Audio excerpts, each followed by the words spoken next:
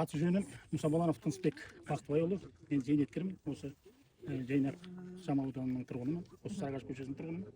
Бұл мәселе көтерілгені көктемнен бастап көтеріп жатырмыз. Бізге бір мына балалар алаңы керек болды. Содан әкімге барып, осы жерде 4 участок, 4 жол болған бұрын. Солар кейінде бос қалды да, бос қалған екен. Соны мына балалар алаңына сұрағанбыз. Бірақ бұл жер болмайды. Бұл жер басқа біреулерге берілді айтылды. Содан басқа біреулерге беріліп кетті. Бұл онда біз уже онан кейін жарайды деп оны ұмытып кеткенбіз. Бұл неге ауданға жазып ек аудан бұл жерде подсобный хозяйство жаңағы қосалқы шаруашылық жасауға болады. Басқаға жарамайды деді. Детский площадка болмайды. Жарайды деп оғанды көнгенбіз. Содан бір айдан кейін бе, жаңа біз көтергеннен кейін, бір айдан кейін екен, қарасақ фундамент салып жатыр. Бір пустующий. Сонан кейін біз әкімге шықтық. Мынау неге осы? Бұл жерде кішкентай участок. Бұл жерде үй салуға ешқандай не ыңғайлы емес. Үй салғаннан кейін дұрыстап салады ғой адам деген. 10 метр жалпақтығы, 40 метр ұзындығы. Оған енді бір сарай, не бір не сияқты қосалқы бір шаруашылық нелер салмаса, үй салуға келмейді. Өйткені ненің өрт қауіпсіздігі, басқа да қауіпсіздік бойынша екі ортада мына жанындағы үйлерге қауіпсіздікті тудырады. Өйткені қазір өздеріңізге өрт қауіпсіздігі өте тығыз орналасқан үйлер, ертең күні біреуінен өрт шықса, бәрі жанып кетеді. Оған бізде бұл жерде қазір келе салатын өрт сөндірушілер дайын емес. Жақын жерде жоқ.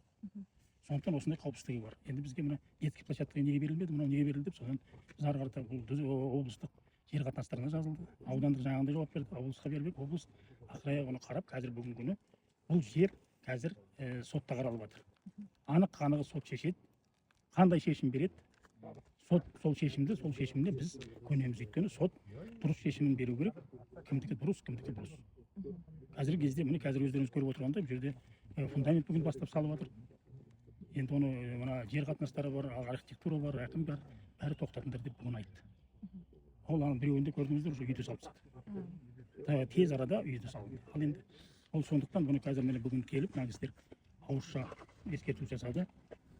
Мына құрылыс жұмыстарын тоқтатыңыздар. Сіздер шағымданбайынша бұл жерде құрылыс болған ба? Құрылыс болған жоқ. Сізге шағымданып бастағаннан сонда, содан кейін барып біз осыны неткеннен кейін бұл жерде жаңағындай не сала бастады, фундамент сала бастады, иелері пайда бола бастады. Оған дейін бұл жерде иесі бар деп естіген жоқпыз. Иесі болса, бос жерде жатқан жерде мен осы жердің өзінде 3 жыл болып отыр. Бір барып сұрағанымда айтқам, жер жоқ, жер ешкімге берілмейді деген. Ал енді мына демалыс алаңы, балалар алаңының жақын жерде жоқтығы сіздерге қолайсыз? Ол өте қолайсыз. Өйткені ол сол үшін ғой біз сұрағанбыз. Қазір балалар бару үшін қазір жолда көрсеңіздер, жолда детский площадка салынған, ыңғайсыз жерде салынған, оның үстіне өте қауіптілеу. Енді басқа жер табылған жоқ. Салған жерлері қазір өте қауіпті.